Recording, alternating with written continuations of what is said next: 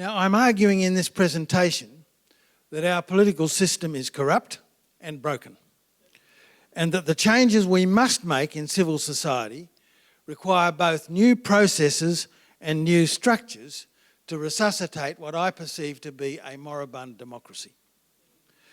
I'll describe briefly some work that is in progress in two NGOs that Chris has mentioned.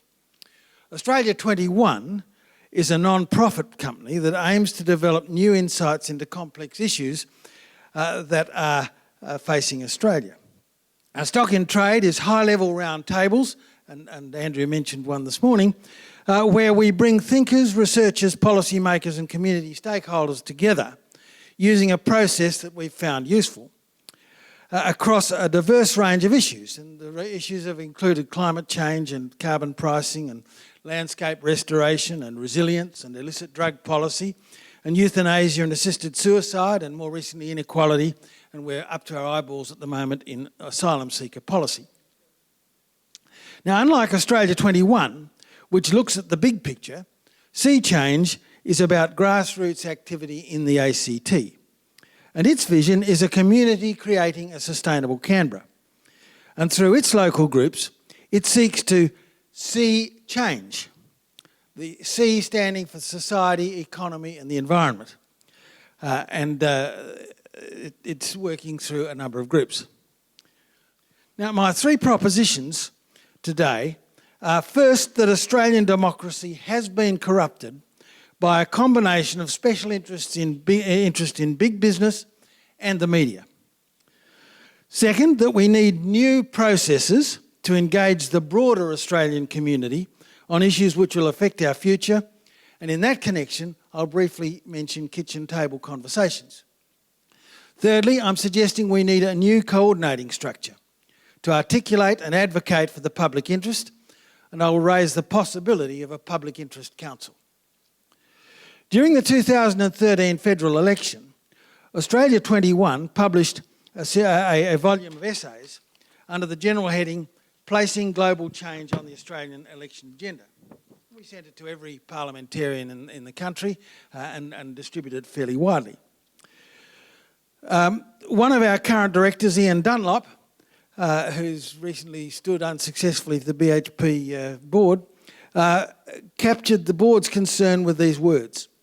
He said, and I quote, "Australia is living in a fool's paradise, ignoring the most critical issues which will impact upon this country in both the short and long term. Weighty reports are being published on our official future, which would be laudable were it not for the fact that the critical scenario of accelerating anthropogenic climate change and resource scarcity is deliberately ignored, apparently too scary for political realism to contemplate." Now, I think it's fair to say that our efforts to engage the politicians in discussing policy on climate change, resource scarcity, living within ecological limits and tackling fundamental global issues about food and equity had absolutely zero effect. Zero effect. The election was focused on axing the tax, stopping the boats and dropping the deficit. And dare I say, ditching the witch. The corruption by media interests and by the voice of big business was clear throughout the campaign. I do not believe our democracy can be mended by more of the same. Rather, we must explore new structures and new processes to return a modicum of control to the voters. Now, in a recent publication on inequality, which Andrew referred to this morning and I co-authored with Richard Dennis, Richard wrote, "Political debate in Australia is broken. There are no rules, there is no blow that is too low. There is no sanction for lying or character assassination. And there are enormous advantages to simply shouting louder than anyone else. Groups with privileged access to political power and the money to run large campaigns are distinctly advantaged in the short term, at least using their money to silence public debate and leapfrog over democratic processes. So I put it to you that vested interests now control Australian political agenda. The fossil fuel industry is calling the shots on our energy futures.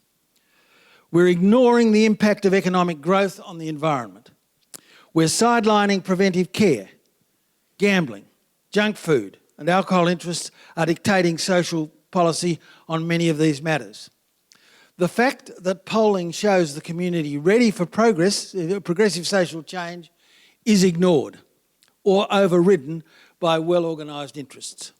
Many Australians are uneasy about the future, but they also feel disengaged and disempowered from being able to modify it.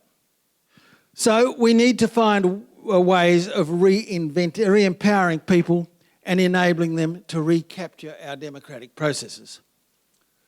Last week, Sea Change in the ACT sponsored a workshop led by Mary Crooks, who's the Executive Director of the Victorian Women's Trust, and who had been the driving force behind 3 spectacularly successful programs in Victoria built around kitchen table conversations.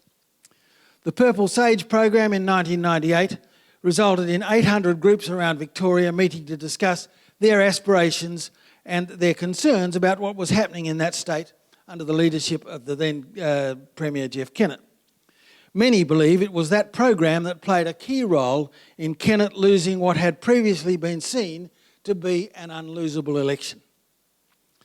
The Women's Trust then modified the kitchen table conversation method to explore water policy in Victoria. The Watermark project used the kitchen table conversation model to promote water literacy in thousands of households around Victoria. And it produced a state-of-the-art report that has been highly influential in policy around Australia since that time. Then last year, the electorate of Indi in Victoria embarked on a kitchen table conversation campaign to focus their federal election on the genuine concerns and aspirations of the people rather than on the issues being promoted by federal politicians. This was the famous election which brought out Cathy McGowan as an independent candidate who generated a swing of 9% against Sophie Mirabella, who lost her seat while Abbott was winning power. I'll be happy to talk along in the discussion period about the kitchen table conversation model, which we've been pre-testing in Sea Change and are hoping to trial substantially in Canberra in coming weeks. Let me now quote from a US book by Jeffrey Stout entitled "Blessed Are the Organised: Grassroots Democracy in America." And Stout says, "The imbalance of power between ordinary citizens and the new ruling class has reached crisis proportions. The crisis will not be resolved happily unless many more institutions and communities commit themselves to getting democratically organised and unless effective vehicles of accountability are constructed at many levels of social complexity." Now, I think this also applies to Australian society at present. Stout's book concentrates particularly on the community organiser, of which the President of the US was one for several years.